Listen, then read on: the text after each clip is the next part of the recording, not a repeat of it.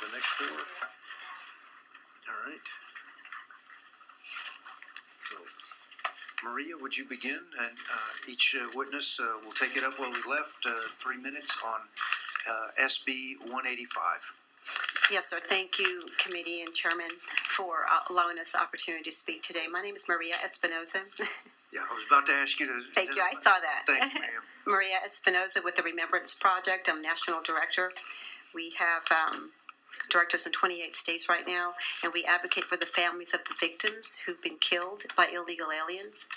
And I want to say that this is an American issue. This is not about race. And we work in not hypotheticals or what ifs or make-believe. We don't talk about people's feelings here. We're talking about lives here, American lives, real people, real children who are being killed. So I ask on SB 185 to please, for the committee to please remember we must uphold the laws here. And I do have some comments on the previous senators who spoke about Georgia and the economic impact. You know, I did personally call one of the offices, Menendez's office, and asked about his economic impact to include the other part of the equation, which is the cost to Texans of illegal aliens in the country. You know, he gave us the one piece, but we can't have the entire, and we can't consider this information unless we have the entire equation. So I want to point that out. And in Georgia, as far as the issue in Georgia with the crops, you know, I personally spoke with the Georgia Governor Deal's office a few years ago about that very aspect, which is what happened with the crops and who's going to pick that. Well, the very intelligent man decided to go ahead and spend the taxpayer money wisely, and what he did was he signed a directive and asking the Commissioner of the Agriculture and also the Commissioner of Corrections and Rehabilitation to get together, and they worked it out. They took the prisoners and put them to work. What a concept, to be able to use wisely a taxpayer's money to be able to help the farmers. So those are the things that we need to address in the other part of the equation. Also, I believe that what we deal with is so impactful to our families. It is permanently separating our families, completely shattering lives here. You know, we're not talking about, you know, a 5-minute or a 10-minute detaining someone. We're talking about lives, American lives. These are real people, real names. There's no comparison to a mother and father who lose their children, to someone who should not be here in the first place, to a woman who is coming over here with plans illegally to come here and intentionally, knowingly puts her life and her child's life in danger. There's absolutely no comparison to this. If simply we had our laws upheld, all of these people you see on our shirts today would still be alive, and there's tens of thousands of them. We're raising the awareness to our public servants and our officials that American lives are being stolen because current laws are not being upheld. Simple as that. Current laws are not being upheld, and the public servants are not serving the people, American citizens, who they're supposed to be serving. So I just want to ask you to please, when you go home, pray about with this decision. Let's start with the problem right here in our own country first. Then we can help the other country, be a good neighbor, and help their children and spare their citizens' lives and make their lives better. That's where we need to be. Thank you, Ms. Espinoza. Senator Lucio? I expressed this morning my sorrow and my heartfelt sympathy to those that have lost children. Thank you. And I want to reiterate that all children are precious, no matter if they're Americans or not. And the one thing that is sad to me, or saddens me, is that death sometimes and destruction of lives comes not only at the hands of illegal aliens, but our own American citizens. Yes. Listen to you, please. Yes. Others in our own communities, American citizens. I remember as a child, I'll never forget it because it was so it traumatized us, I guess is the right word. There was a young lady that lived in our neighborhood, and she was kidnapped, raped, and a week later we find her. They found her. The law enforcement agency been strangled as well, and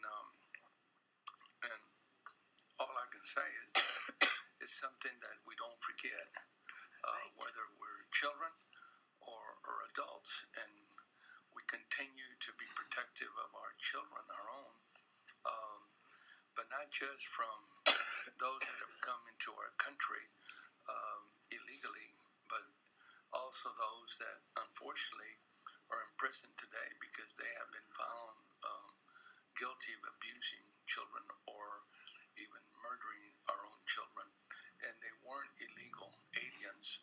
What I'm trying to say is that a child's life is precious regardless. Many have been killed in their attempts to come to this country because of they're refugees and going through some dramatic things in their own country. Thousands and thousands have been killed and have been found, shallow graves. That also should concern us.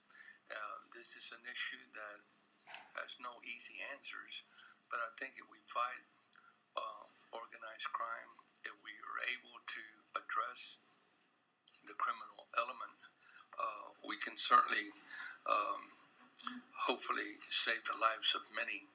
I just hope that you understand when I make a statement dealing with economics, it's just in addition to the concerns that I have that I just expressed.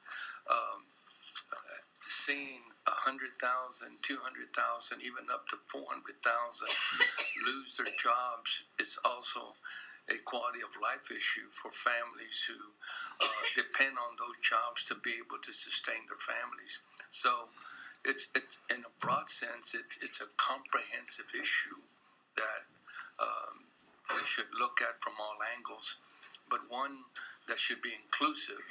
With all due respect, you keep on mentioning American, and I wholeheartedly agree, but it should also be children, no matter where they come from, that we should try to protect those being exploited, those that are being used as sex slaves, etc., and that end up in a shallow grave. So I don't want us to lose sight of the fact that we do have a moral responsibility to those children. And if someone is bothered because of my faith-based decision, I won't apologize for that, but only tell you that that was the way I was reared and raised, and I'm thankful for that. I'm one of 10 kids back home, and we had parents that preached Americanism and patriotism to us every day of our lives because my dad was a disabled American veteran, but we also were Christians, we were Catholic, devoted.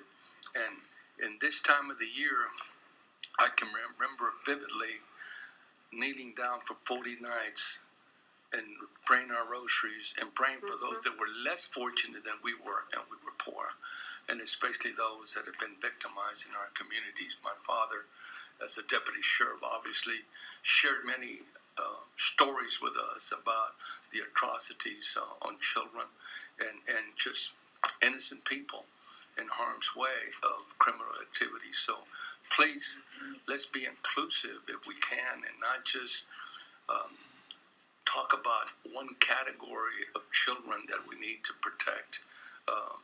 Americans, yes, but human beings, no matter where they come from, as well. Thank you, Mr. Chairman. Thank you for your testimony. Thank you, Senator Lucio. Senator Hall. Thank you, Chairman.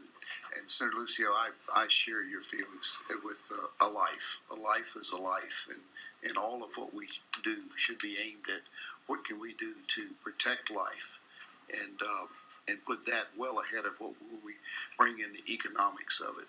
So I agree with that. But Ms. Espinoza, in your experience and research that you've done, what do you see as the percentage of murders that could have been avoided if we didn't have these policies of sanctuary cities? Oh, thank you for that question.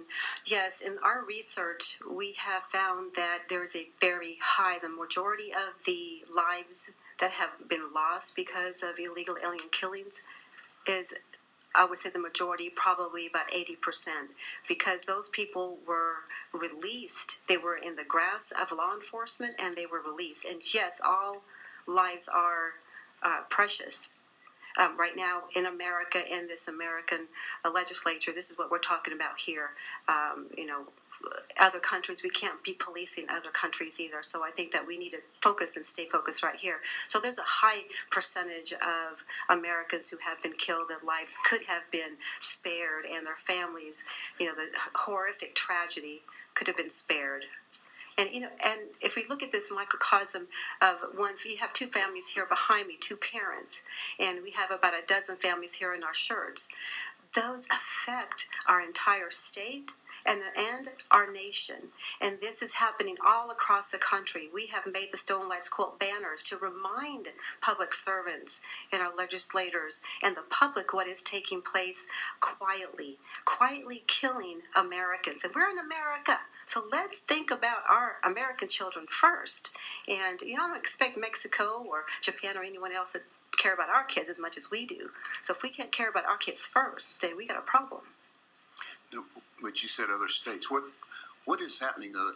Are there other states with sanctuary cities, or had them and made changes? Or what is happening? Yes, in other states where there have been sanctuary city policies in effect and where there has been a murder, the state representatives or the city has changed that. Here in Texas, even in Pearland, they're no longer a sanctuary city because of the very unfortunate cause Mr. and Mrs. Wilkerson, their youngest child.